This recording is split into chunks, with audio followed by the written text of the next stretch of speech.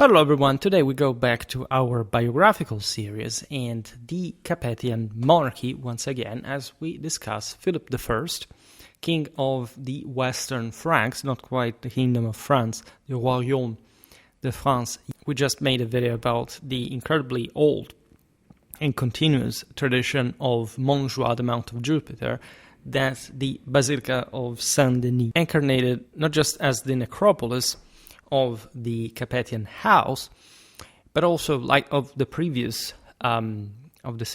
rulers, largely as well in essentially in France, in Austria, and more in particular, and that in fact symbolized the holy citadel, the mystical body of the French monarchy that literally moved as a sort of physical mountain together with the royal host under the Oriflamme, and so the Sol Invictus to war. And so it's really important, I think, for Schwerpunkt to have arrived to this point, because for years I said, well, we really need topics, a cycle, and instruction about to discuss more the Capetian house. We got to a point where we can extend really widely on this, thanks to the continuously developing means at our disposal here, because of the obvious centrality of France as the sort of foundational country in the affirmation of Western civilization through its broader Frankish branches, that is sort of more evidently recognizable as the core, probably, of European power, culture, development to this day across great part of the Western part in particular, that, however, overwhelmed, basically, almost all countries in the way. As you know, I made really lots of videos on this specific topic. You find a lot of it in the Imperial Catholic traditional thing. There's probably a medieval French history playlist. We talked about the grandeur of France. It's fundamentally imperial, and Catholic is truly meant as universal dominance. This had a sort of counter empires, basically sort of the two branches of the Franks, detached without much explanation of that. In fact, I also made, as you know, a video response to History Matters, saying, why didn't the Holy Roman Empire conquer France? But it's more like, why didn't France conquer the Holy Roman Empire? They went relatively, can't say close to that, but let's say by medieval standards, something at that point. And in any case, from the 13th century, France was the biggest power around. But here we go back in time, not too many generations before, but still, with Philip I, we will also talk about his name, as a matter of fact, because if you're called Philip, you should know where this particular name in Latin Christendom stems from, because up to Philip I in the West we didn't have it, right? It was just mostly like an Hellenic, Byzantine thing. But for those who know the story, it's notorious. There is a deeper meaning too, as we will see now. He was born on May the 23rd, 1052, at Champagne-Fontaine, ascending to the throne of the Franks, because also the specificities of West and East were not imperially sort of cared for more than much. 1060, and ruled until his death on July the 29th, 1108, at the castle of Menon. This aspect is incredibly important, considering that the Carolingians had stopped ruling in France the previous century. We often think that basically, since Charles III, Charles the Fat, was the last of the Carolingian emperors, that basically the main line went extinguished. It didn't, right? With Charles the Simple, you have a continuation, and there is, in fact, also an immersion from the Robertians, the counts of Paris, that the Capetians as such owe to this previous continuity, which entailed, again, the notion still, and remember, Philip was born in the mid-11th century, so a very archaic time still. It was a moment of gradual affirmation of the so-called feudal monarchies, but there wasn't that sort of more regional, national obsession with a specific local identity, right, of this people or another. Still, the goal was imperial. We've seen it also in the videos about Eastern France, that essentially for an important amount of time from both sides, you had this, of course, in the later Carolingian era mostly, but still, right, ideally, as we've seen also in the videos of the wars, in fact, between the late Carolingians in the west and the Ottonians in the east as well, there was this idea that both sides could be reunited. There were parts at the time of Germany, at the time of Charles the Bold, that obeyed to the west rather than from Regensburg. And at the same time, in fact, the Eastern Frankish rulers in particular tended throughout all the later Carolingian era to secure power in the west as much as they could, because, of course, was the more advanced part. And in any case, they stemmed from a lineage that had once dominated everything. In that sense, especially in East France, what came to be known, in fact, as mostly the Teutonic kingdom, that was really mostly a land of conquest, even though the ancestral homeland of the Franks lay in the western part of that, of Eastern France. It's difficult. When you make this biographical videos, you have always to sort of eyeball through of course, the specifics of the era, of this character, of this profile, what more or less this person would have spiritually morally been about, which is arguably one of the single most difficult things to do. Probably Philip was a smart person, yet, as we'll see, he doesn't pass for an incredibly successful ruler. One achievement is extraordinary, especially for the era. The fact that his reign lasted 48 years, as we'll see now, not entirely just in adulthood. He also died not too late, even for the time standards. But this half century is thus one of the longest reigns in medieval Europe, marking a pivotal phase in the Capetian dynasty's efforts to restore royal authority after the decline under his father, Henry I. And we will talk about him too at some point, because this should be all consequential, you should know the before, but it's also just fine to jump around, because at some point everything will be reconnected, and I also have some broader cognitive path to make to properly digest all of this over time. Probably the more I go on, the better I become at this. But in this sense, when we evaluate the quality of a ruler, of a reign, and especially of such important polity, like the Western Frankish kingdom in this case, we have always to, first of all, realize how crushing any of these tasks, like governmental positions, were, especially in a time in which the ruler was to be essentially an overachiever in order to be properly recorded as successful. There are many ways in which you can succeed. But indeed, at this point, especially in West France, there is an idea that you have to be a great warrior, a conqueror, etc. And the Capetian dynasty, the crown lands mostly concentrated, at least in a functional political sense, in the Île-de-France, at this point is yet to sort of ramp up. Mostly this will occur throughout the 12th century. We know we talked also recently about the struggles between the Angevin house and the Capetians, etc. We'll come back on mostly French history soon, because we really need to fill some specific gaps that we left. I've never really made a video about William the Conqueror, for example, a biography. If anything, just about his military exploit. Then we can make, of course, the whole thing about the character. But there are some cuts, some perspectives, some angles that are very important to precise. Philip was the son of Henry I of France and Anne of Kiev. Just yesterday we were talking about her for the video about the Principality of Chernihiv. Anne was the daughter of Yaroslav the Wise of the Rus.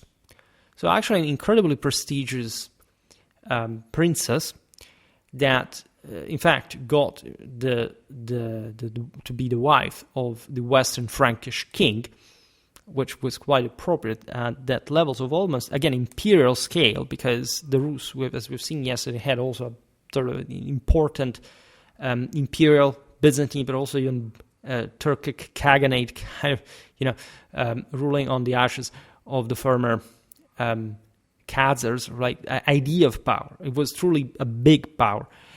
One properly escalating at this point. And this marriage had been particularly relevant. If you look at Philip's ancestry, from his mother, he descended from Ingegerd Olofsdotter of Sweden, right?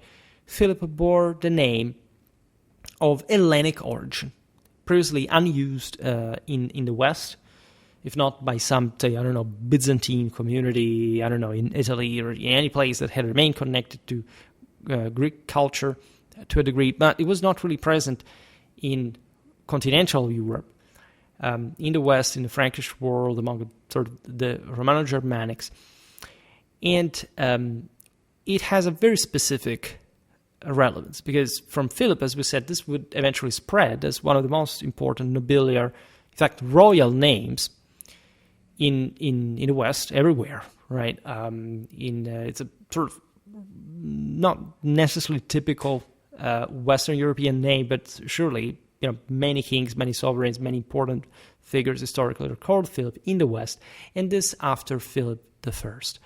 As you know, Philip comes from the Hellenic Philippos, which combines the term philia, which is truly an incredibly intense sense of bond, right? People translate it like friendship or love, but it's something which, and hippos, which means horse, and that specifically was forged in the Indo-European background of the Macedonian feudal aristocracy of antiquity, right? And Anne had chosen this name, evidently, from her Ruthenian Byzantine sort of background,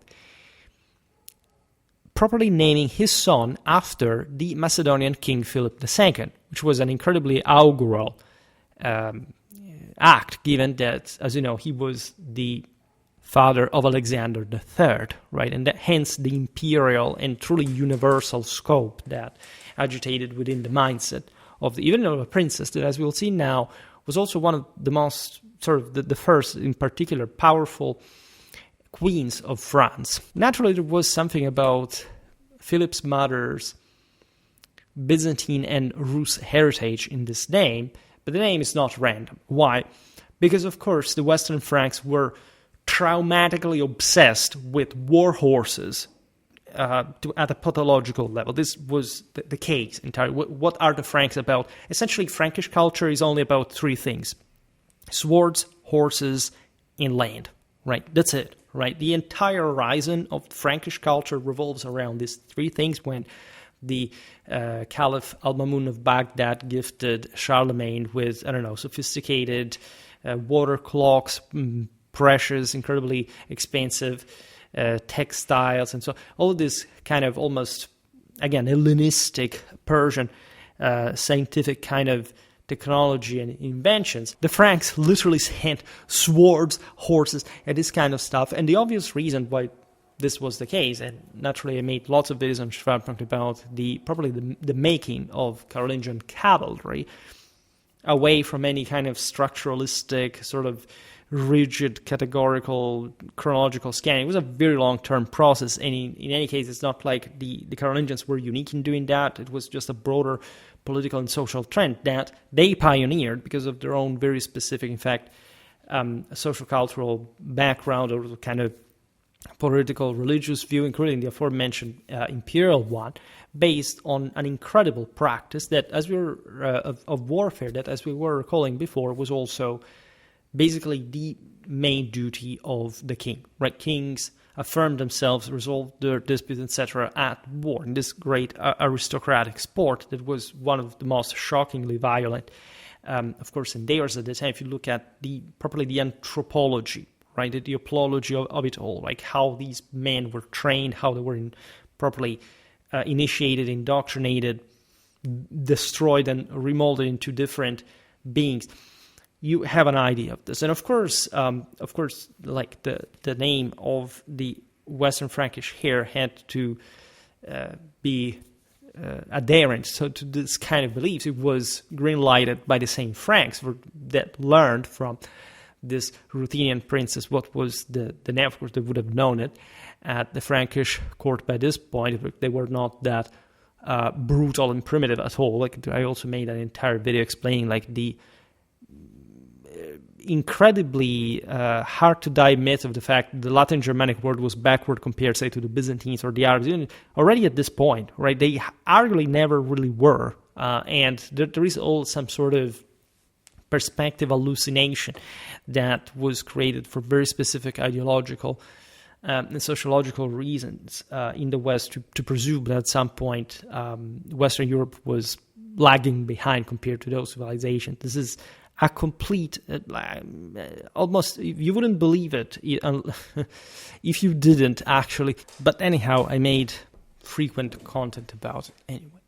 So this unprecedented name for a Western European prince signaled an imperial ambition. Indeed, it was a slogan, a battle cry for all the other courts to see. That is to say, we're coming back, right? I made some videos about the Western Frankish kingdom, also in the periphery, in Occitania, in Catalonia, that, as we'll see now, has also some connection with Philip's reign.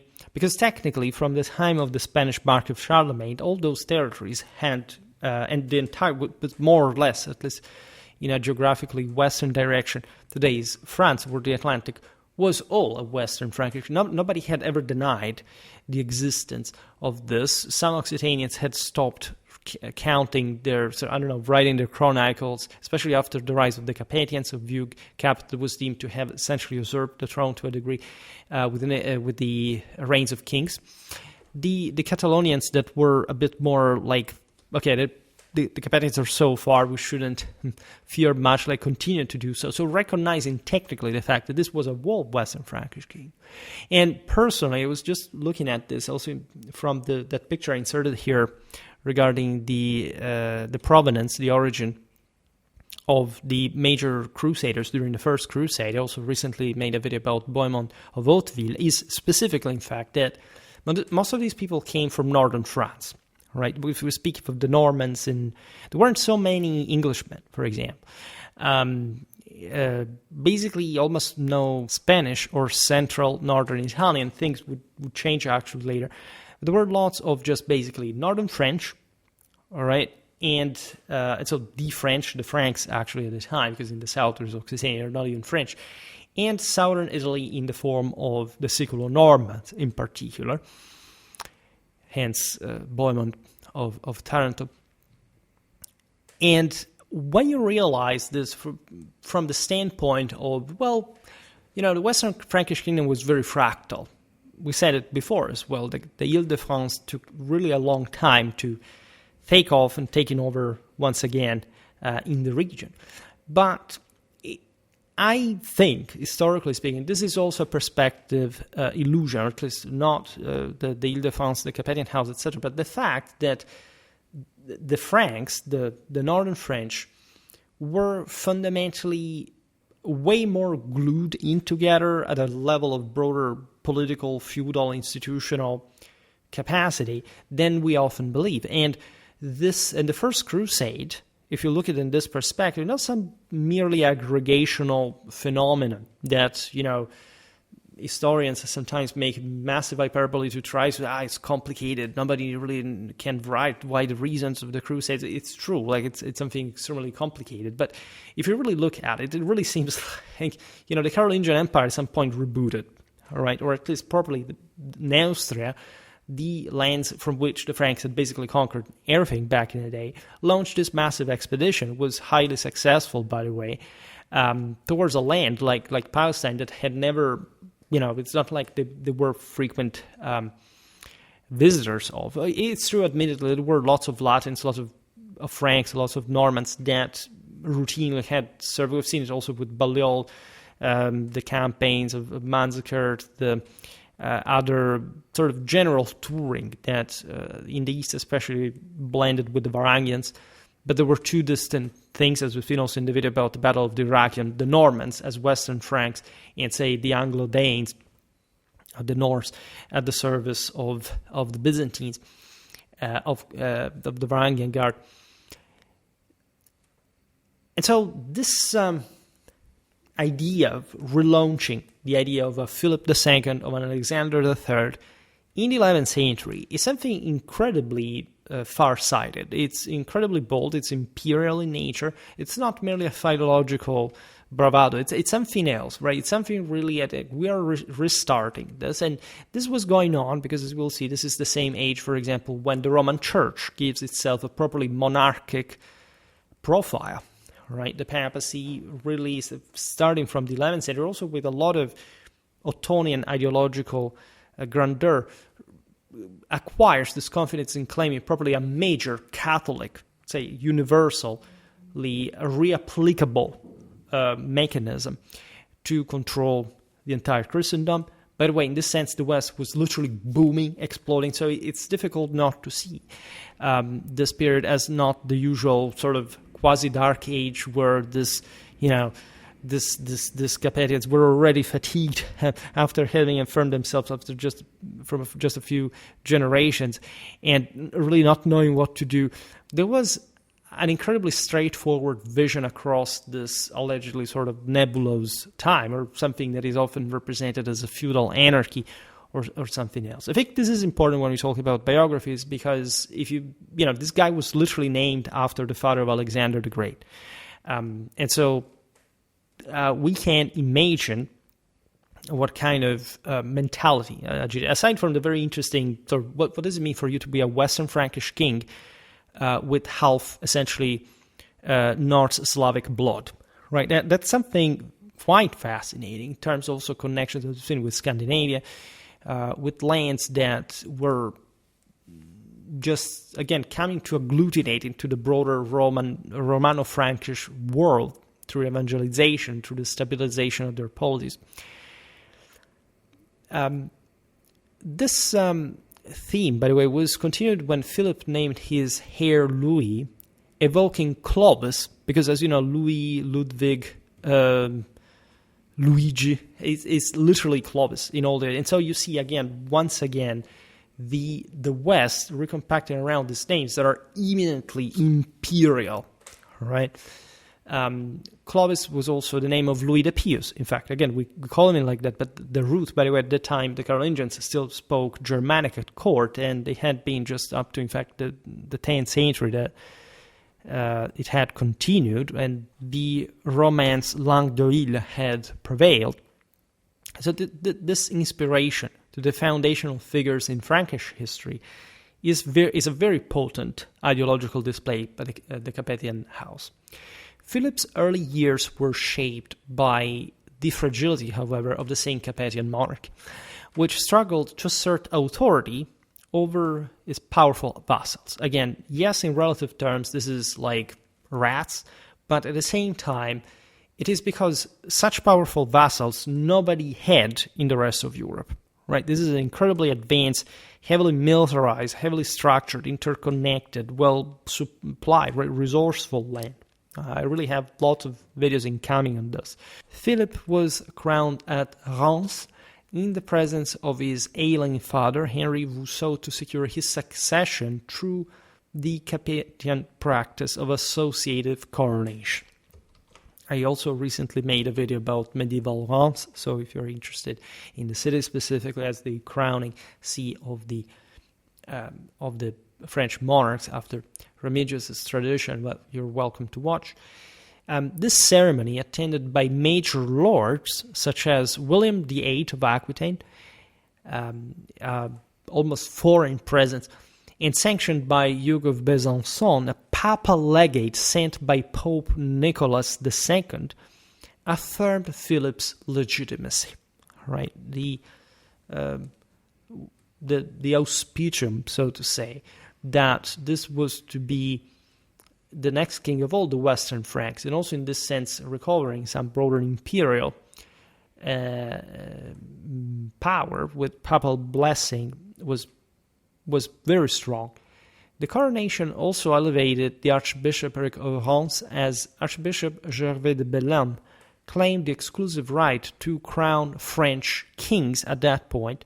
We've seen it in the video about Reims, invoking the legacy of Saint Remigius in the process as well, because that had not been yet fully fixed. It had been traditional, but again, given the itinerant character of the French nobility, things could also take other directions. But we've seen also the importance of the places, the sacrality continuing properly from the older Frankish, Roman, Celtic times.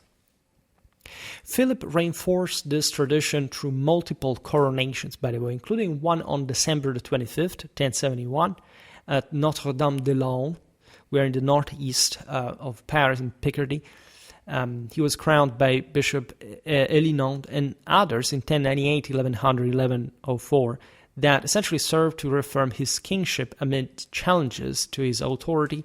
As we will see now, remember, he was crowned as a minor, and at the time this was really a recipe for trouble, given that the idea is that the imperium, the sacrum imperium of the Frankish rulers had to be wielded again by a man who could prove that in open field, and therefore asserting a very strong, powerful, iron-fisted deterrence, at least, all over the realm.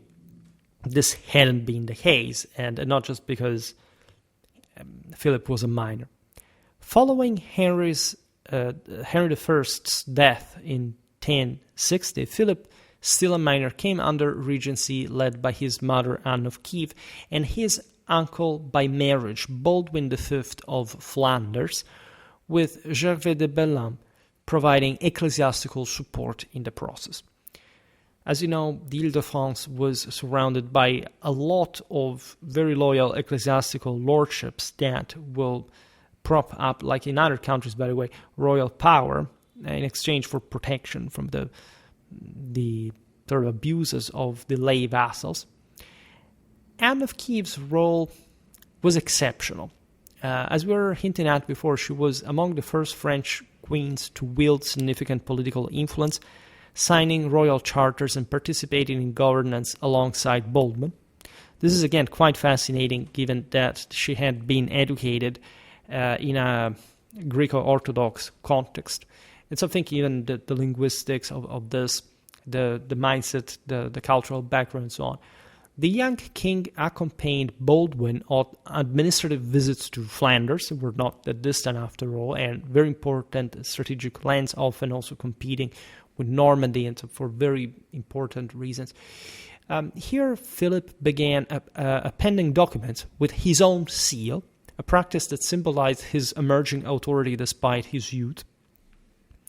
The guy was clever, apparently. In 1066, what a year, at age 14. Think to be 14 years old in 1066. And for what happened, which definitely also was quite worrying for the Capetian house across the channel. And in this year, Philip was knighted. This is also not really random as an action, given the international situation, by Baldwin's son, Baldwin VI, known as the Good. If you're interested in the history of medieval Flanders, I have an entire playlist about that, and we'll surely come back on its histories and rulers, because it was such a great land of sharing this Western Frankish rule aside, also from the Flemish areas, but the regime, the establishment was French, and a land of tournaments, a land of sort of also quite interesting tactical experimentations with some important infantry from that more sort of rougher Germanic, but also proto-urban dimension, marking a symbolic transition also toward personal rule in these very years, in these very places. Philip. The Regency, however, faced disruption when Anne remarried Ralph of Valois in Vexin around 1061. Ralph's excommunication for repudiating his first wife diminished Anne's influence by a lot. It's not like the Western Franks were to be ruled by a woman, nor anybody else for that matter at the time. Like, these women were quite capable, powerful, etc., but it was just a game that they weren't made for different reasons. And so we appreciate her figure, but we have to realize, of course, how quite quickly dismissed she would have been once, and when these women remarried, of course, they were in any case protected, so represented by their husbands that had to be these quite powerful people. And this left, as a consequence, this is also very crude because it's not just, father's dead, mother remarries per se, but she fades away politically, and basically you're raised by the acquired uncle as the primary regent until Philip assumed full control in 1067. So when he was, in fact, of age, the Capetian monarchy Philip inherited was confined, as we explained, to the Île-de-France, a relatively modest domain stretching from Orléans to the Oise Valley. Technically, this is not the Île-de-France per se. These are also the other crown lands in the external side. And as you know, here I also inserted the map of France in 1030, roughly mostly the same boundaries.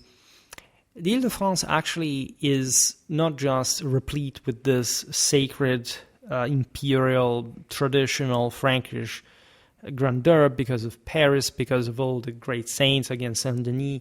Also, Reims, as we've seen, is closed. You have Saint-Remy, Saint-Geneviève, Saint-Germain. In all that enormous legacy of Gallo-Roman, Franco-Germanic power and so on. But it's also like a very developed place for northern French standards. The Île-de-France soil is very fat, which means that it's also incredibly fertile in many ways. There are very specific caves, in particular limestones, that will be used for the great buildings of especially the later centuries. You know that Gothic is conceptually probably born in England, but the French will essentially make it explode. We'll talk about Suger later because this is the moment of connection also between this various generations, chronologically wise.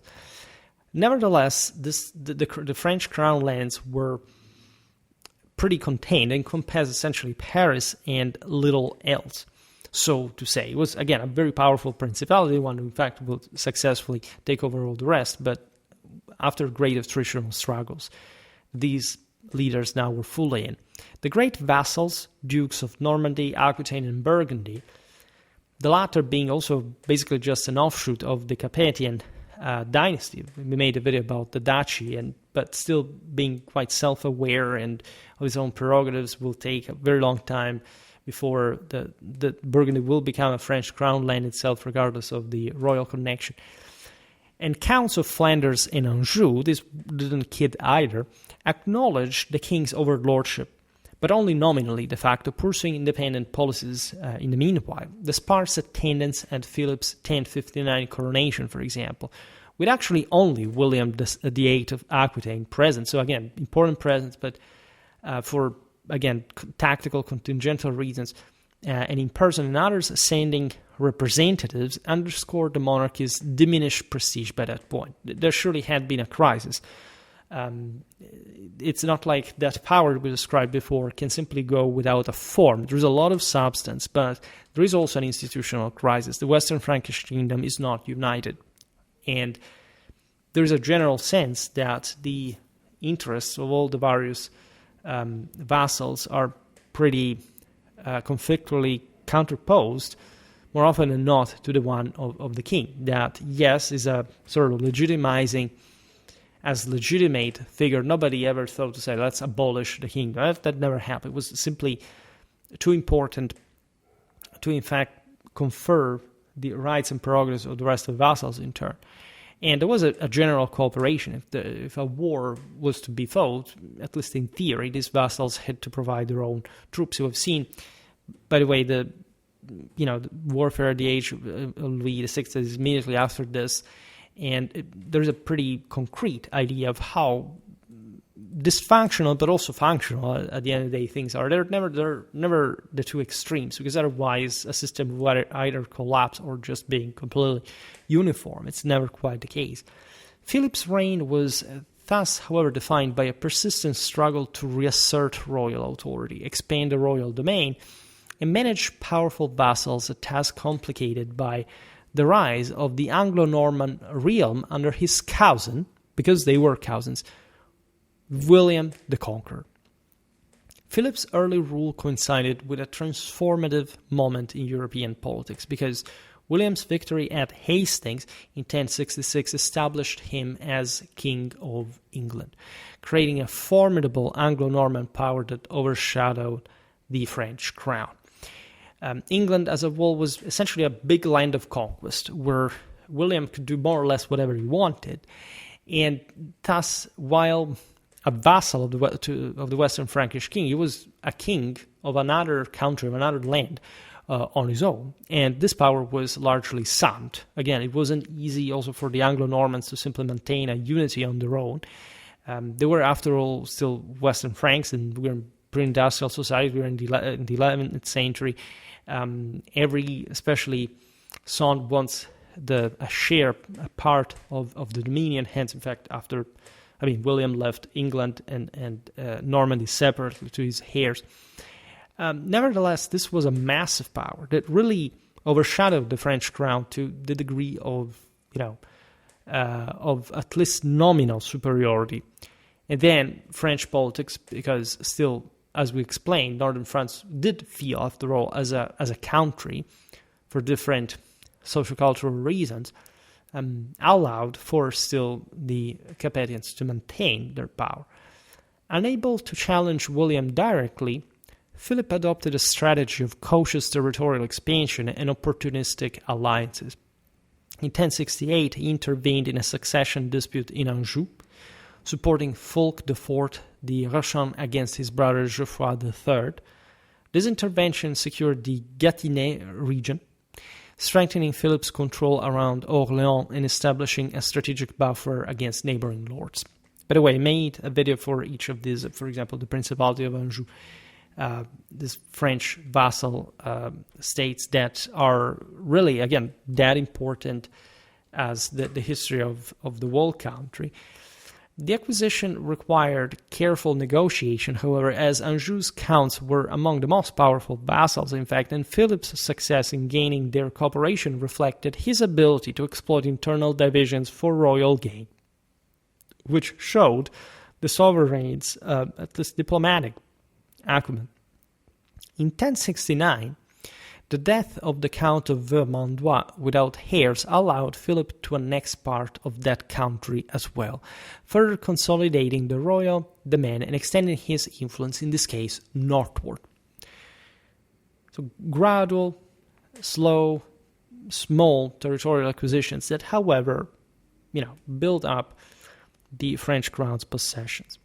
And at this point, once you're in the French crown, you can hardly get this forfeited, or there is an appanage at most of different rulers, of different nobles. This is how the system actually worked. It wasn't much of a unitary thing. If you had a person, a member of the court, etc., you gave them, that lordship that at some point could also grow into something bigger. But if it was an appanage, right, it meant that at the end of the day, there was a strong crown control in this territory, and you were bound to the monarchy in ways that were very carefully calibrated. It's all much messier than it seems. If anything, we don't have too much information for the 11th century about the minutiae almost of this all. But as French history progresses, we also learn really a lot about how it worked. The death of Baldwin VI in 1070 triggered a succession crisis in Flanders, major country, as we explained, prompting Philip's first major military engagement.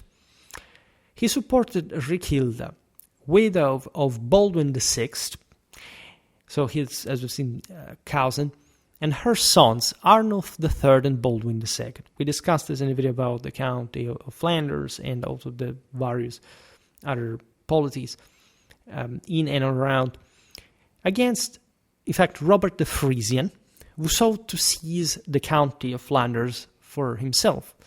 Leading an army to Flanders, Philip aimed to preserve his influence in a key vassal territory critical for its economic and strategic importance. So in other words, this guy from Frisia wants to deal with the Low Countries if it were, again, a thing of his. This is the typical mentality of rulers of the time. There isn't much the idea that this is even Flanders, per se. It's just like an emerging feudal state that is mostly based, again, on patrimonial clientery mechanisms that these guys, for dynastic inheritance reasons, feel that their honor and prestige is connected with. And so this is truer even for the king that is in theory responsible for all this. The Flanders are part, largely. The historical land is not entirely part of the Western Frankish kingdom, but most of it is, the most important parts in particular. And so at that point, Philip can't let the Frisian do whatever he wants.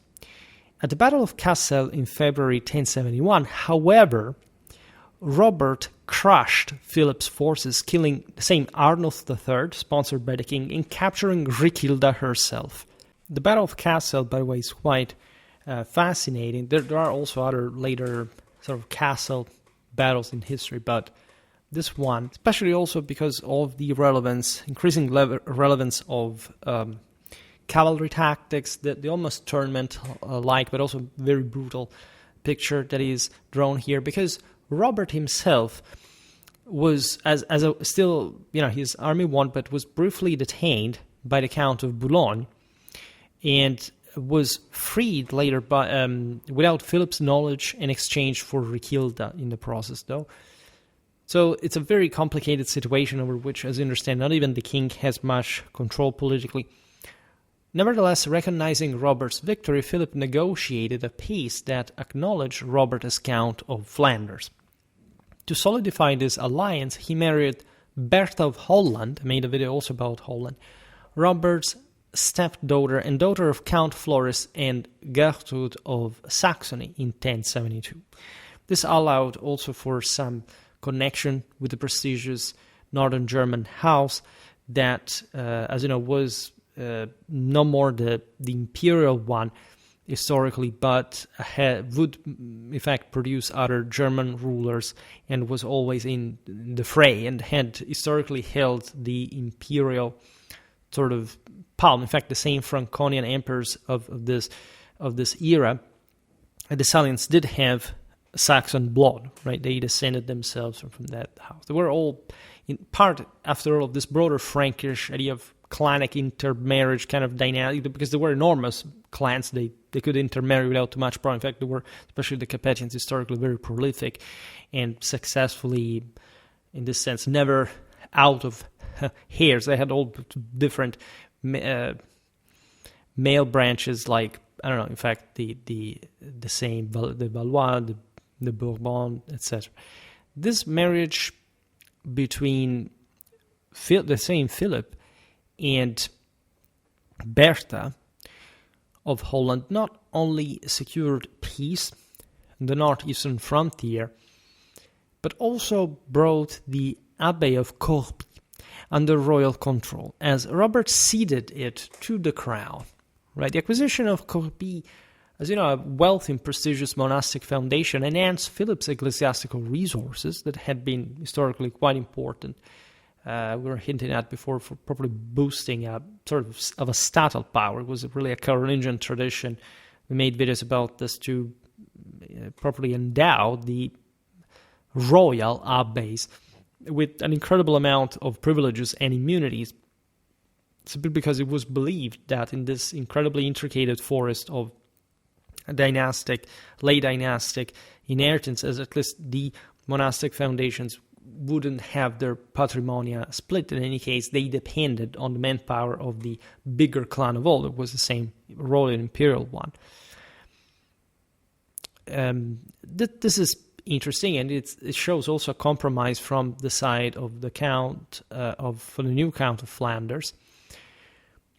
Philip used the monastery, the Abbey of Corbie, to bolster royal finances, a practice that later drew criticism from Gregorian reformers, because at that point, as you know, the papacy was becoming quite puristic, especially regarding the mingling, the interference of lay power in ecclesiastical affairs that had to be properly independent. Now there's no need to digress. Obviously, the same things happen, say, in Italy, in other countries, but the north of France in particular was very privatistic. It wasn't even privatistic as we've seen in other lands like in Central Eastern Europe, where it was privatistic because it was no also much glue to sort of keep together a state. Western Francia was incredibly rich. It had already this massive monastic foundation, for example, and this was used to, in fact, bolster properly the French crown land's income capacities. Philip's most enduring challenge was countering William the Conqueror, as we already pointed out, whose dual role as Duke of Normandy and King of England now posed a constant threat to French royal authority. In 1076, Philip achieved a significant victory by relieving the siege of Dol-de-Bretagne, where William sought to extend his influence into Brittany. This campaign, which forced William to abandon his ambitions and negotiate peace with the Western Frankish king, was a rare defeat for the conqueror and demonstrated Philip's ability to project power beyond his domain where circumstances align. This campaign also shows what we were talking about before, namely the functionality of the Western Frankish feudal levy to an extent, especially when such a powerful ruler like William emerged now as properly king of an entire country across the Channel that worried his neighbors, including the Bretons. As you know, many Bretons had participated, together with many Flemish, for example, to the Normans. And then the Normans, the Norman presence, the majority were one to the conquest of the same England. But they historically had been fighting quite a lot, and this was, this kind of strained relations were completely normal, also with Anjou, with other neighbors. The victory at Dole bolstered Philip's confidence at that point, leading to the seizure of the Vexin in 1077, after Simon de Vexin, the son of Ralph of Valois, withdrew into monastic life, which also happened. People who had spent a lifetime, again, on horseback had this sort of mystic crisis, you can argue. This is interesting. I'm going to make a video about this because many knights did this at the end of their life. The Vexin, encompassing the strategic towns of Mantes and Pontoise, extended the royal domain to the Epte River, directly challenging Norman influence and securing a critical frontier. To further weaken William, Philip supported his son Robert Curthouse's rebellion in 1078, granting him the fortress of Île-de-France near Beauvais in the northeast, again in Picardy. This is fascinating because it was almost enthralling William the Conqueror's son as a more than a vassal of the Western Frankish kingdom, as the same William was, but something more personal, something more properly securing the flank of the same French crown lands. This support reflected Philip's strategy of exploiting Norman internal divisions, though he pragmatically shifted allegiances in 1079, joining William in besieging Île-de-France. After Robert's revolt, as you know, faltered at the end of the day, was not really a success. And so you have there, literally, William and Philip joining forces to recapture the same Île-de-France that Philip had given to Robert. The campaign secured, however, also the town of Gisors, further strengthening Philip's position along the Norman border. So that, again, always this Norman internal strife, not differently actually from other principalities, but so close. The same Seine Valley, just as you know, the Norse were settled by Charles the Simple in the latter, the mouth of the Seine, and so this was an issue for the same Parisians, for the marchands de l'eau that were starting to sort of emerge, as we've seen in our video about medieval Paris, because after all, this Normans connected. Say the French heartland to the North Sea traffics, at least the ones of the Channel, that with the conquest of England from the side of the House of Normandy had become ever more relevant for many reasons.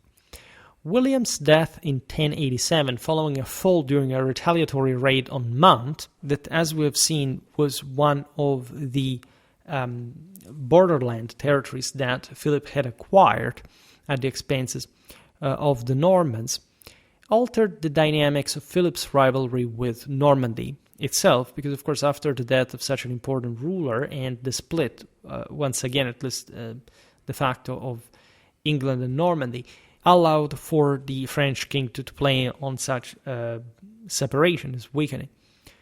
William's sons, Robert Curthose and William Rufus, inherited Normandy and England, respectively, creating opportunities for Philip to meddle. He supported Robert's attempts to seize the English throne from William Rufus, that, as we've seen, had remained in Britain, and who, at this point, launched 3 unsuccessful campaigns against the Vexin in retaliation against the Western Frankish king between 1097 and 1099. By this time, Philip had delegated military operations to his son Louis, associated with the crown in 1098. Louis proved effective in repelling Norman incursions, particularly in the Vexin, where he maintained royal control against William Rufus's aggression. If you're interested, I made a couple of videos about Louis VI, Philip's son. The 1106 Battle of Tinchebray, where Henry I of England defeated and imprisoned Robert Curthose, reunified the Anglo-Norman realm, right? The House of Normandy's dynastic possession. A development Philip could not prevent, and again, it was difficult to do so, because in any case, of course, both sides had the support of all the various actors involved. There was already a level of effort in this. Philip's approval of Robert's deposition, citing his inability to maintain order in Normandy, reflected a pragmatic acceptance of Henry's dominance, prioritizing stability over prolonged conflict. This decision, while politically expedient, underscored the limitations of Philip's authority against a resurgent Anglo-Norman power. Again, normal. We can't really blame him more than much, like risking, I don't know, even the king's life in campaign, in battle, for what? Like for trying to disentrench properly the House of Normandy from Normandy. At that point, it would have created even more problems to the French crown lands than anything. As we've seen, again, it seems like Philip was cautious and, in this sense, also realistic. Philip's reign saw the French crown's indirect involvement in broader European conflicts, after all. It wasn't really just sitting ducks, nor just about northern France. His primary focus, of course, remained domestic, but there are some interesting participations of French forces abroad during his reign. Troops from Philip's domain participated, for example, in the 1064 siege of Barbastro. This was a campaign against Islamic forces in Spain. The same 1066 Norman conquest of England, after all, there was some broader opportunity for the French king also to have a say in what was happening. Remember that William the Conqueror's expedition was a veritable crusade, green-lighted by the papacy, and with some more universal goal than merely, the House of Normandy conquering England and making it remain a provincial or most regional thing. Also, the 1087 Franco-Spanish campaign against the Almoravids, so Western Frankish troops involved. It's not like, I'd say, there was sort of an official involvement. I mean, there were actual participations blessed by the same king and so on. This wasn't just like, Philip led an army up to Spain. Normally, there were these war bands, knights errant, that were at the service of different rulers. In the Frankish mentality, it was completely normal for a freeman, a nobleman in particular, to go wherever he wanted, right? Having his allegiance towards his country, the king, etc., but also just imperially projecting his providential force around the world. And in this sense, the relative monarchs took part of the merit of this. And of course, Philip, for example, would have known these people, would have talked to them, would have blessed their action. These were people coming back home, were seen as revered, as heroes, as great warriors, and many of them they were. I mean, the Western Francia had at this point by far the best knights in Europe, that were in fact swarming pretty much everywhere, from the Crusades, as we will see now, to the Reconquista, to lots of other sort of paid service in other courts. We've seen, for example, the contemporary Coloman of Hungary's reign that notoriously settled lots of Westerners in Hungary. Philip's own brother, Hugues of Vermandois, played a prominent role in the First Crusade, launched after Pope Urban II's 1095 sermon at Clermont. Philip, however, was barred from participating due to his excommunication, a consequence of his controversial personal life, which profoundly shaped his reign's trajectory. We will see this now. Essentially, as you know, the First Crusade would go without kings. There were only barons, most of them actually from northern France and, as we've seen, southern Italy, but without kings.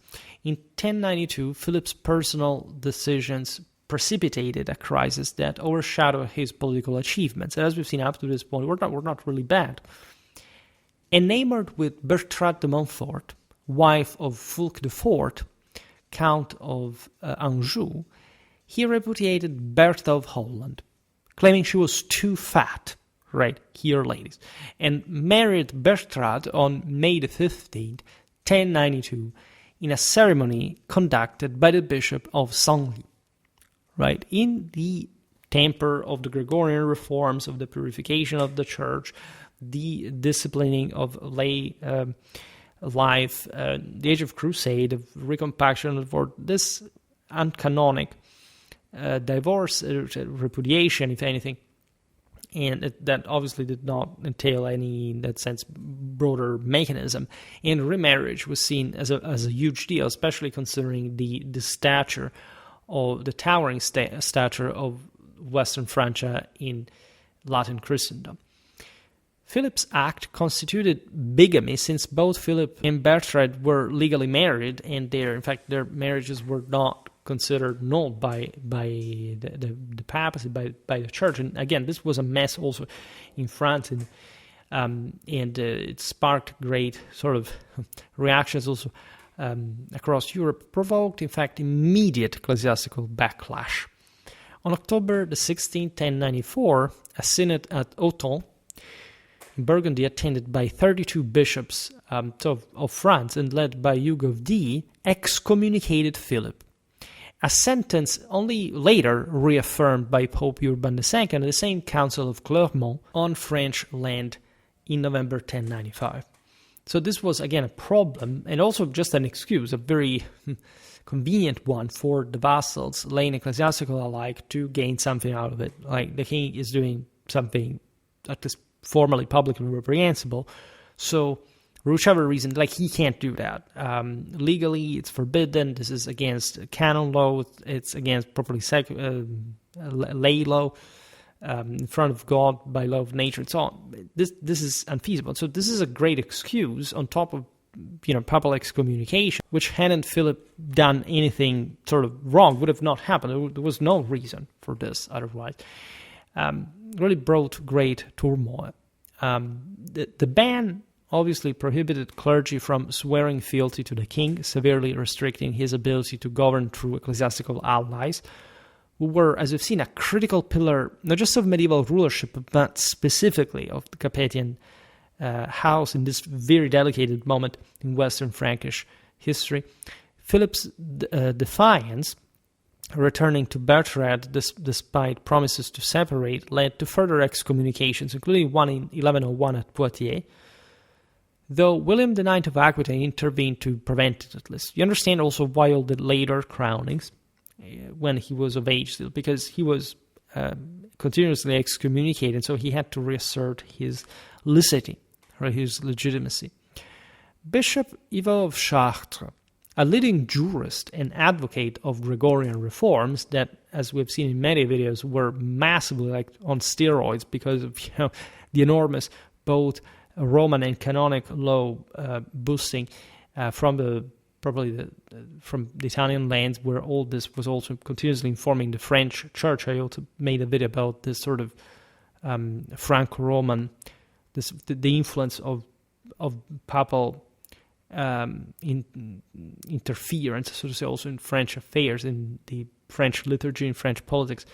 emerged as a vocal critic, challenging Philip's actions and emphasizing the church's growing assertiveness in regulating royal conduct. The excommunication strained Philip's alliances, particularly with Robert the Frisian, that, as we've seen, had been his previous enemy, and things had held on the northeastern frontier. At this point, things changed. From that side, in fact, Robert aligned with William Rufus, so the English enemy, the Norman enemy, at least, of Philip, and limited his participation, Philip's participation in the First Crusade, where Hugh's leadership, his brother's leadership, underscored the Capetian dynasty's prestige, but highlighted Philip's exclusion, which was a great deal. Had this scandal occurred, we might have seen the French king leading the crusade, and it would have been really different. Maybe it would have even failed. Who knows, right? According to chronicler Guibert of Nogent, Philip lost the traditional royal prerogative of healing scrofula with the excommunication. This was a huge deal. It dates back again to the Imperial Catholic traditional sacred royal power and rule of transfiguration. This was a further moral blow to Philip's legitimacy that further eroded his authority. And all the scrofulous people that could not be touched by the king and healed.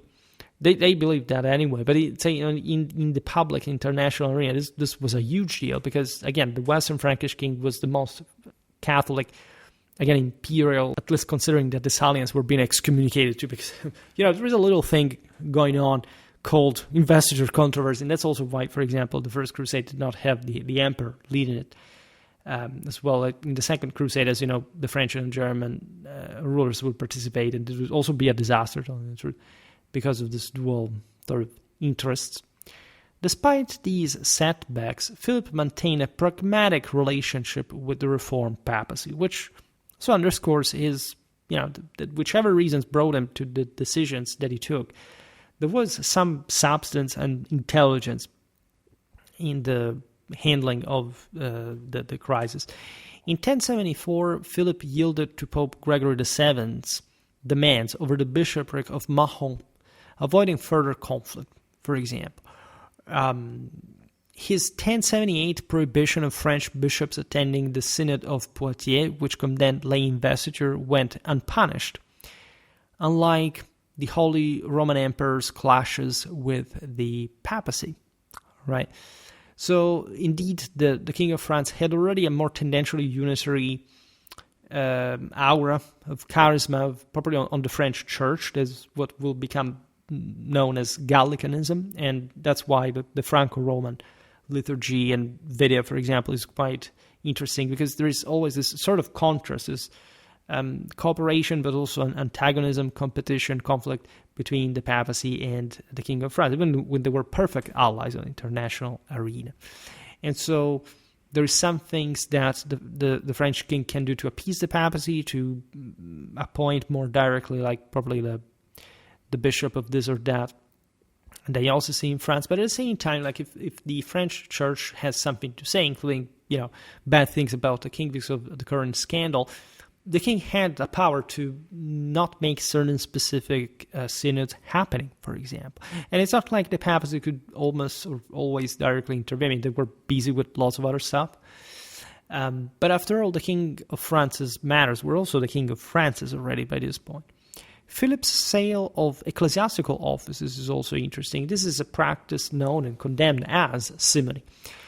This obviously drew criticism from reformers, but provided crucial revenue for the crown as well, reflecting Philip's willingness to exploit church resources to stabilize royal finances. And again, the investiture controversy, the Gregorian forms were something relatively novel. Again, the mentality in northern France was very much more private and regional. Again, the king already held much sort of spiritual sway over the local ecclesiastical affairs on his own, historically. Philip's 1093 charter subjecting the abbey of Saint-Mengloire to Marmoutier further demonstrated his strategic use of ecclesiastical assets to enhance royal authority.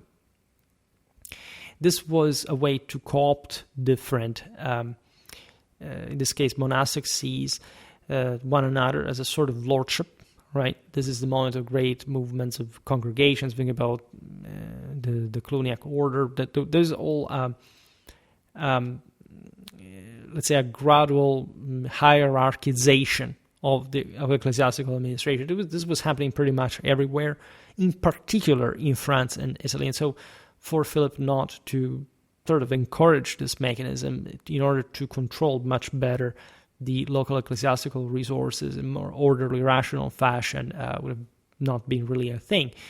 The French clergy was incredibly powerful, by the way. We know also that the Pope made an entire video about this, was spreading papal legates, probably as dictating provincial, let's say, ecclesiastical administration. And especially in southern France, there was a lot of that because the King of France was not yet able to extend his control over there. But in northern France, again, you have this very powerful archbishops that are very tied to the crown, especially at this point. And they also try themselves to gain further autonomy. The French, as we've seen, for example, in the video about Louis VI and the case of Soissons, by backing the Third Estate in that city and sort of mitigating the episcopal power there, is a pretty good example of how things had to be always and carefully calibrated in order for a successful monarchy to emerge. Philip's domestic policy focused on strengthening the royal domain and administration. In 1101, he purchased the Viscounty of Bourges, I made a video about Berry recently, and the lordship of Dun-le-Roi from Aude-Harpont, a crusading knight, for 60,000 gold sols. That was a significant acquisition that expanded the crown's central French holdings and secured a foothold in the very rich and powerful province of Berry, the very geographic center of France, the older Bituriges civitas, right? And so there is some substantial infrastructure. The beautiful cathedrals that will emerge from all of these centers are all this sort of reactivation, sort of hubs, central crossroads for this enormous imperial territorial domain that the French crown will gradually become, right? The incorporation of the monasteries at Saint-Denis and Corbie, both wealthy institutions, bolstered royal finances and influence, though it provoked tensions with Gregorian reformers who opposed secular control over ecclesiastical wealth. Who knows, maybe Anne of Kiev's sort of more Byzantine mentality, if you give stories from his mother about how the Byzantine emperors treated the local clergy in general, how they were very subjugated to the Ruthenian rulers, could have been. I think. But it's more realistic to presume that at least the major reason for this was just that this thing needed to be done in order to consolidate power. And you see how important it is to look at all these various kings, because you say, but what is that, certain steps were really taken at this level of administration of sort of more national compaction. You see that this is exactly these are the steps, layer by layer, and without the series you couldn't really understand the Middle Ages at all.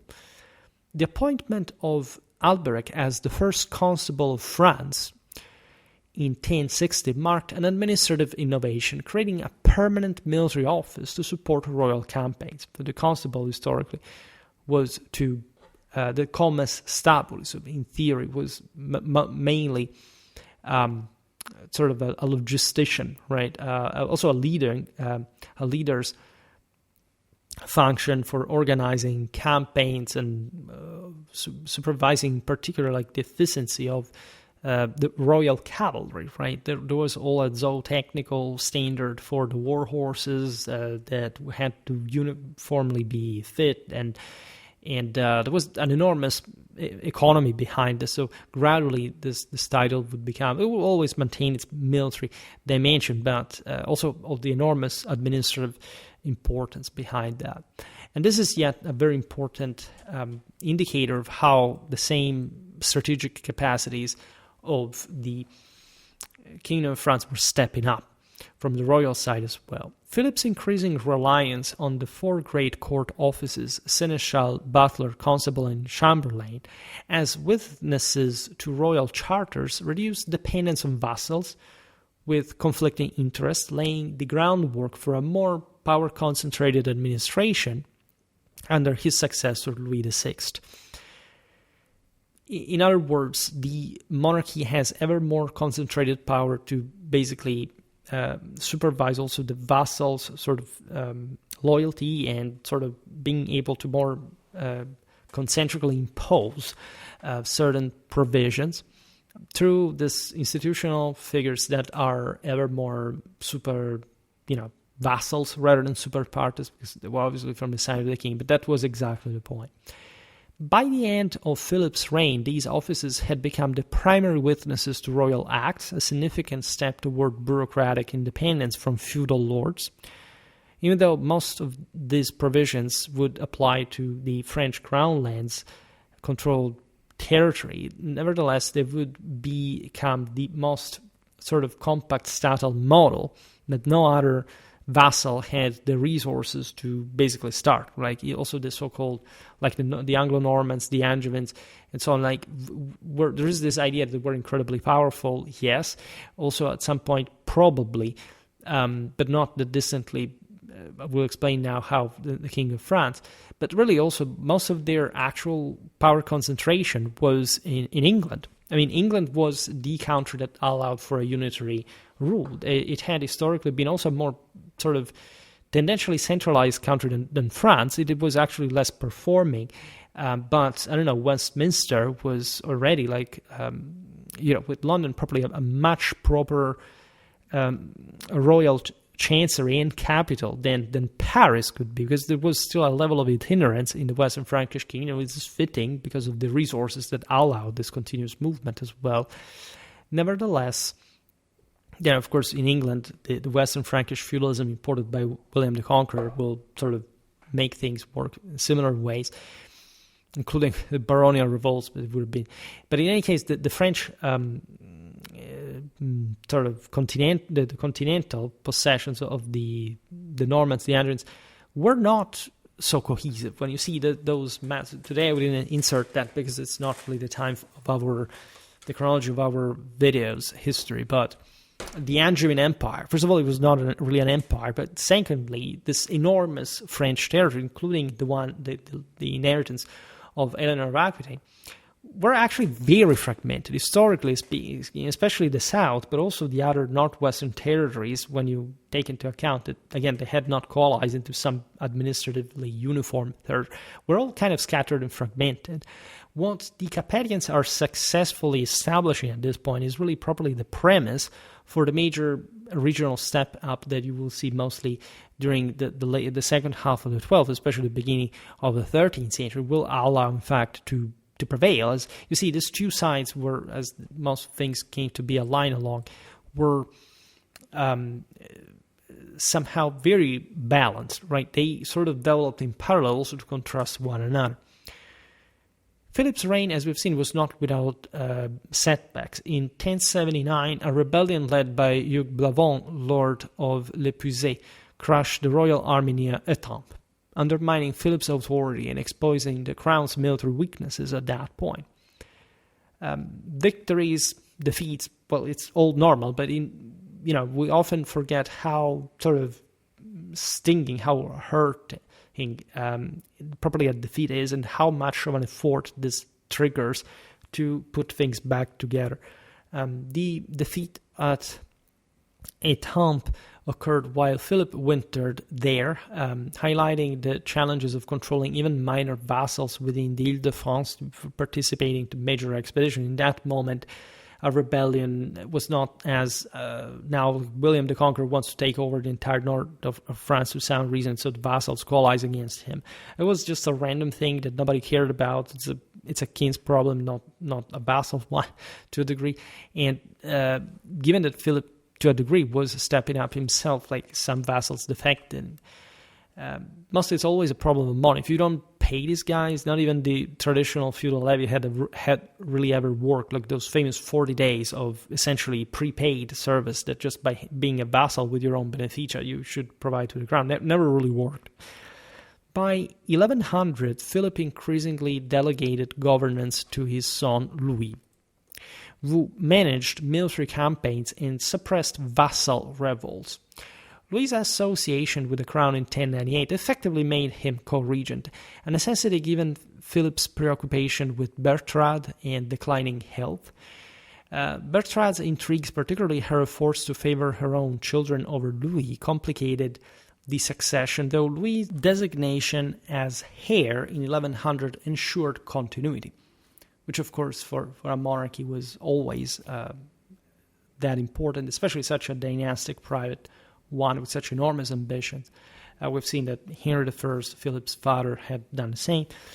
A pivotal diplomatic achievement came in 1107 when Philip and Louis met Pope Paschal II at Saint-Denis. This is a great encounter. Paschal is a great figure in the investiture controversy in the Gregorian reforms. Is one of those who, see, after Gregory VII, after which the reforms were born, like technically things could have ended there to some degree.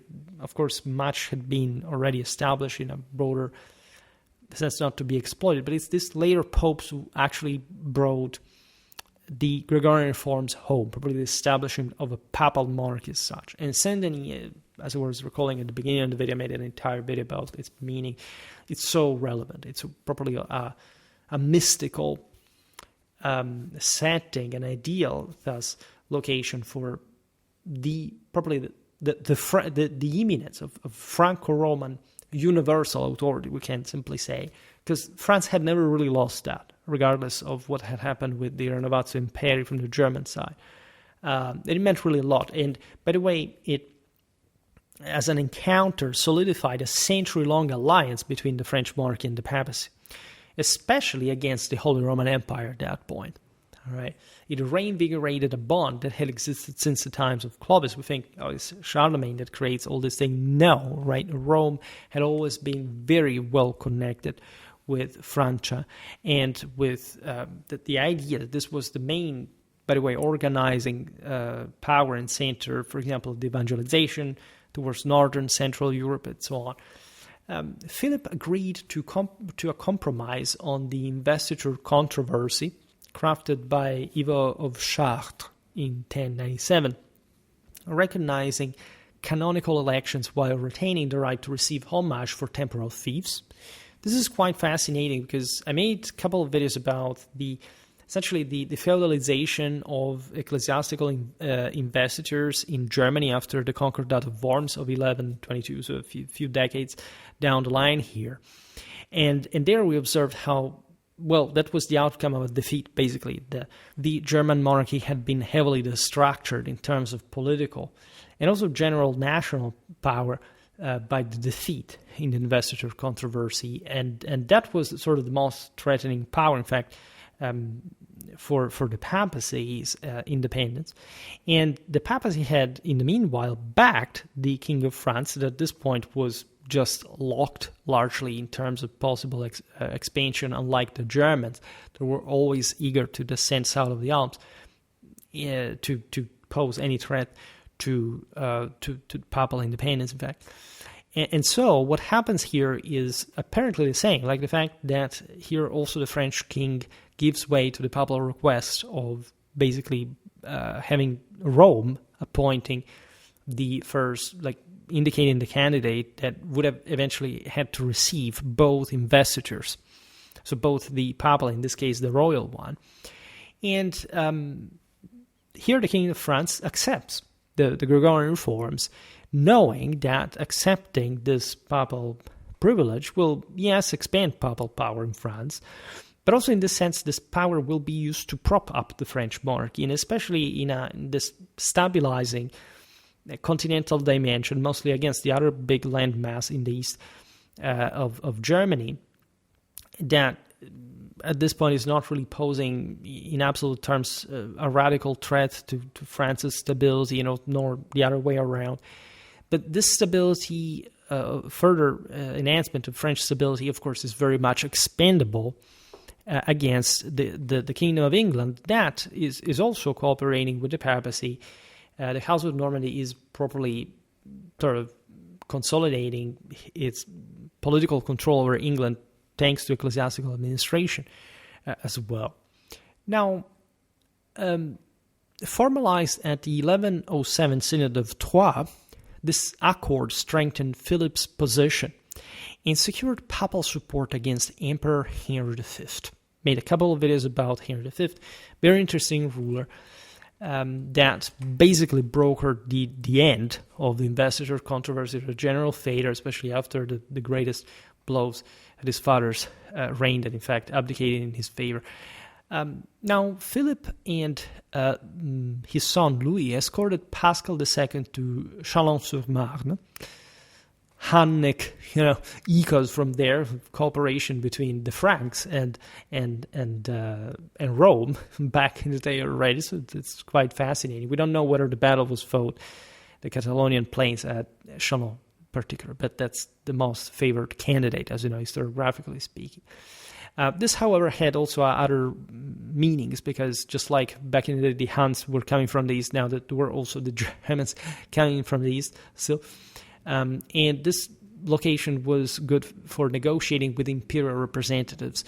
However, this encounter failed, prompting the Pope to return to Rome, and so putting France a bit in between these issues between the empire and the papacy, but not really with enormous consequences.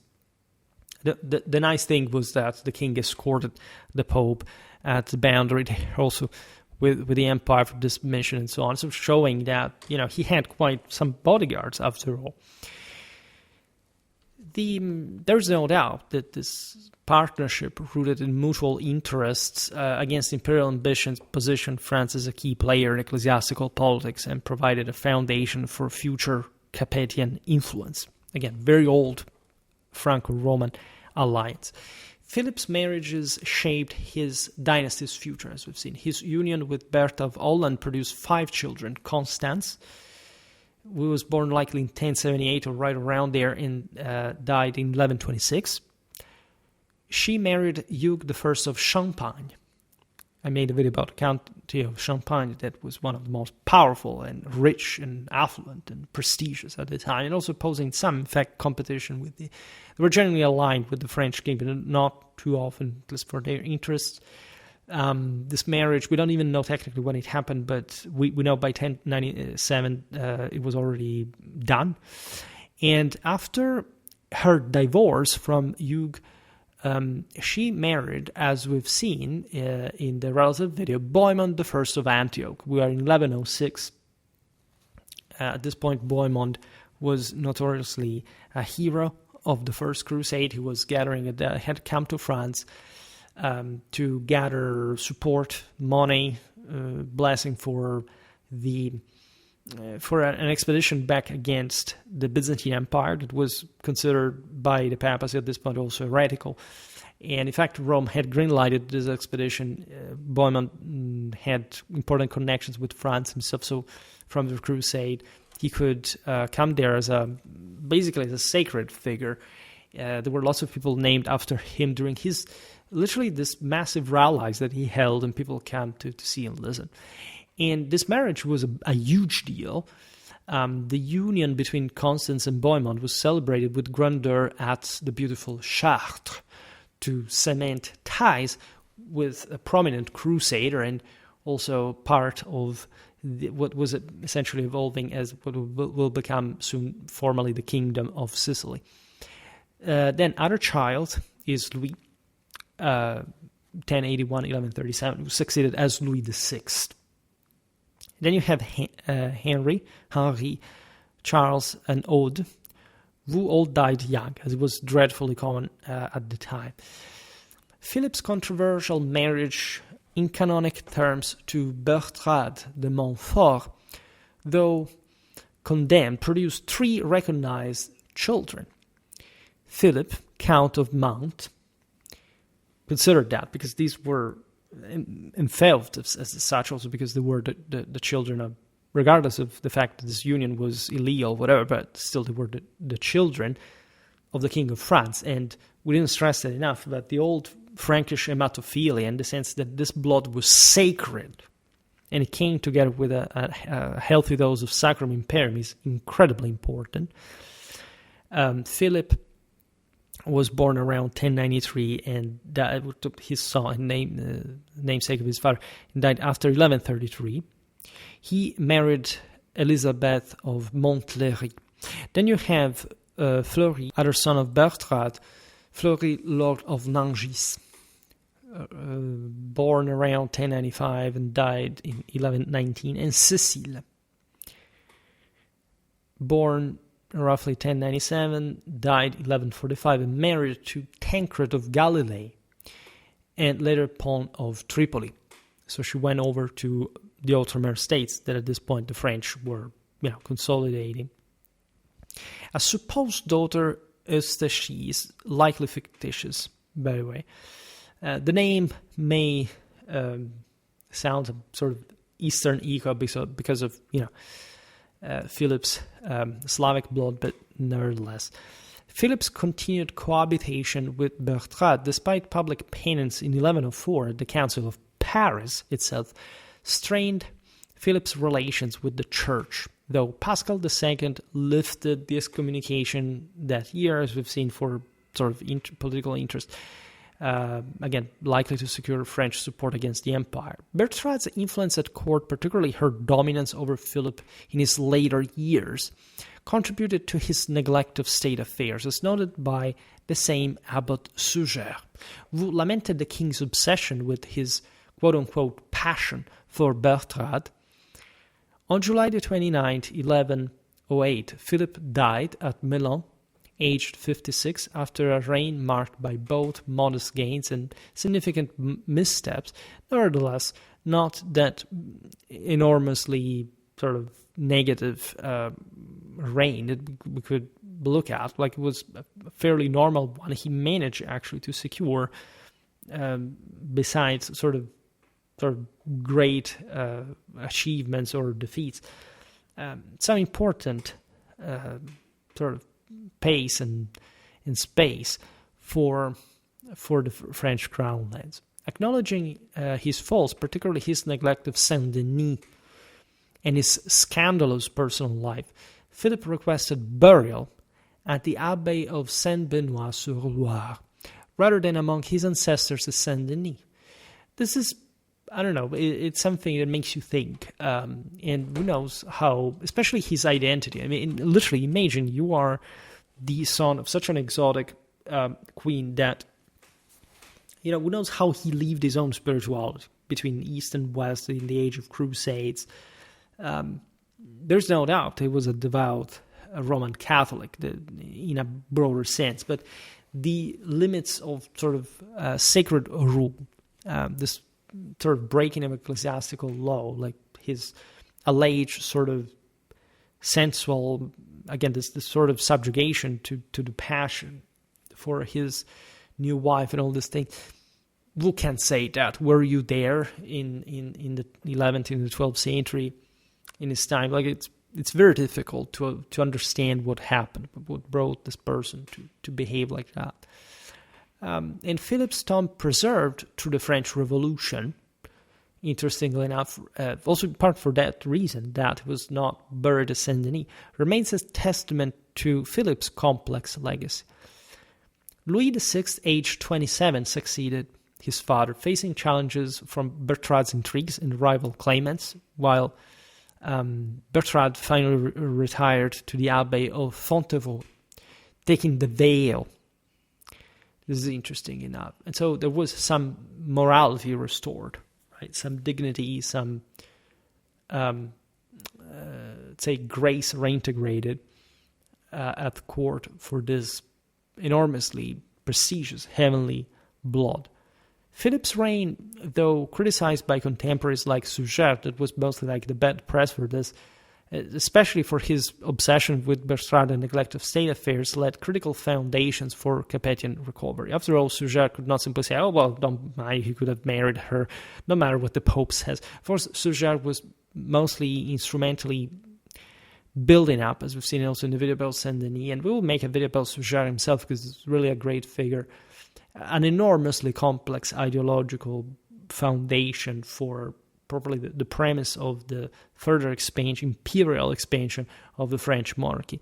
There was a lot to collect, likely old traditions that were eventually written down by him about the French monarchy were not born with him, but he was incredibly skilled in putting them together, and definitely Philip seemed like a useful sort of counter-altar to this, in fact, sanctity that had to be upheld, maintained. In fact, there is something incredibly stern about the northern French monarchic culture later on, something incredibly very spiritualistic, also very violent for that matter, but rigid, cold, brutal, right? It's a bit stereotypically opposed to the idea of, the Aquitanians, the sensualism of the corrupted South, and so on. And it was a lot to it, as a matter of fact, that will also, in fact, reward the Capetians at some point.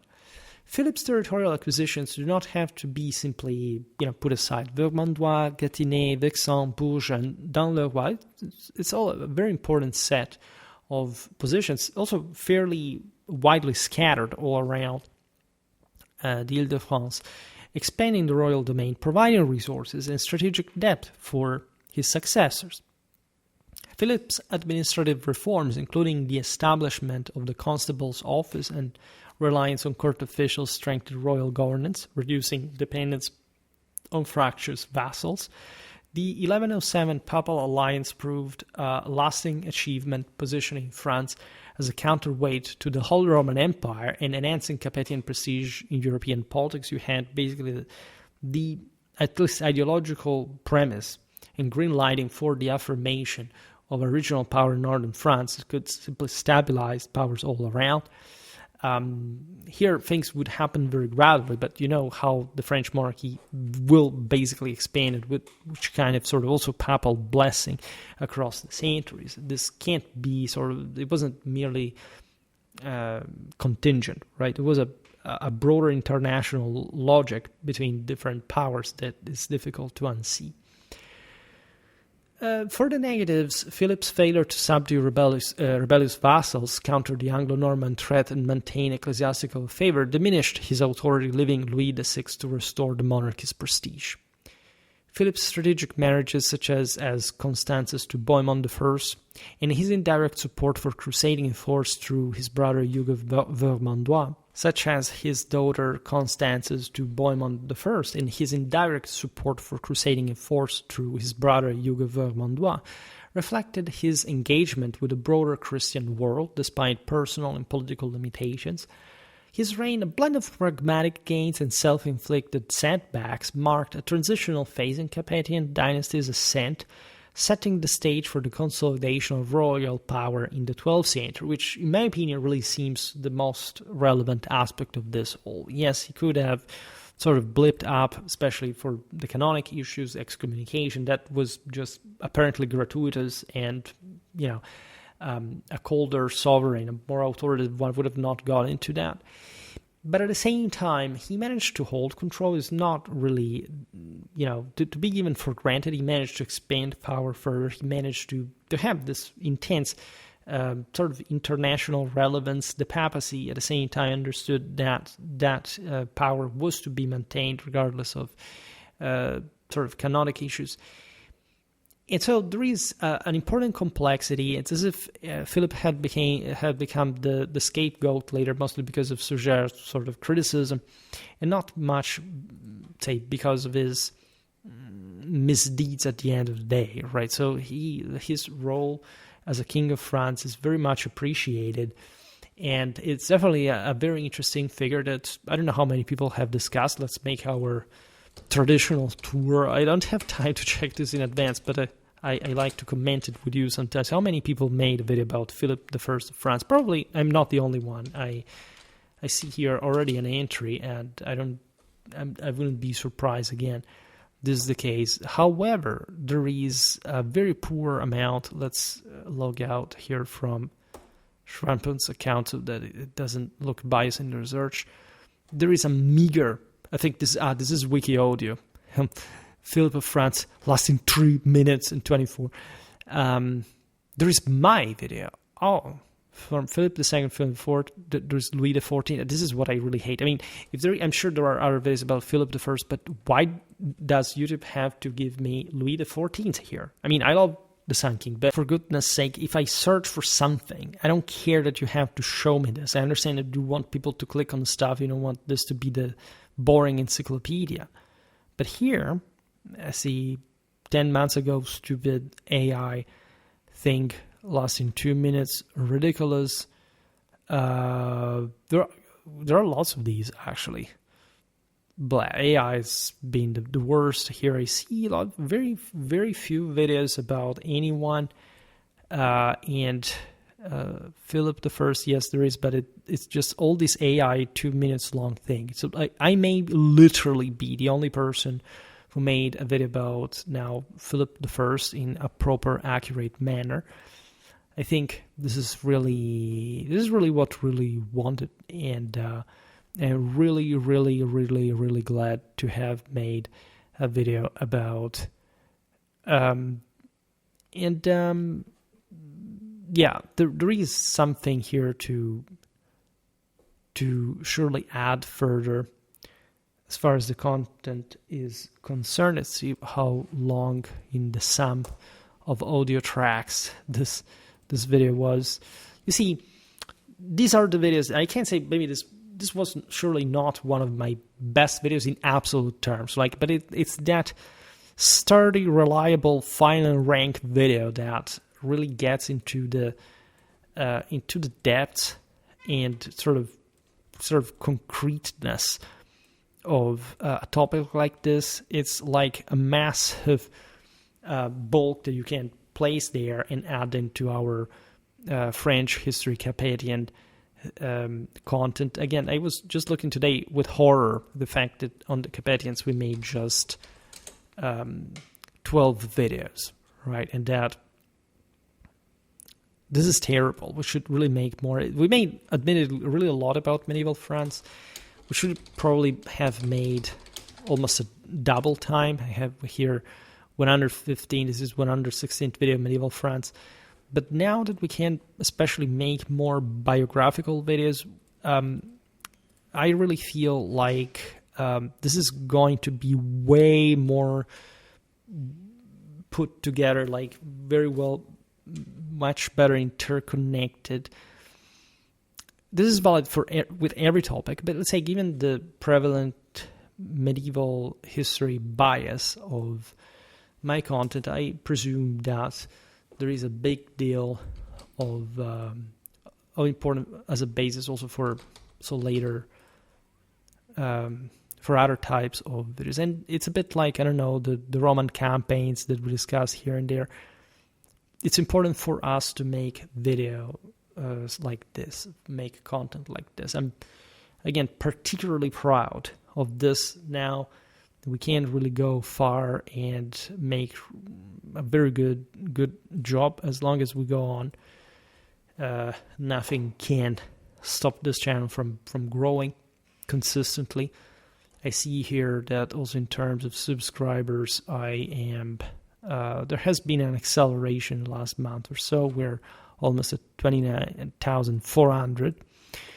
Reason for which I think that in the next month, I think before December, we can reach 30,000. Can we make it happen? Well, yeah, I think we can. If we're really ready for this, if we can really work well with it, there is no doubt that we can.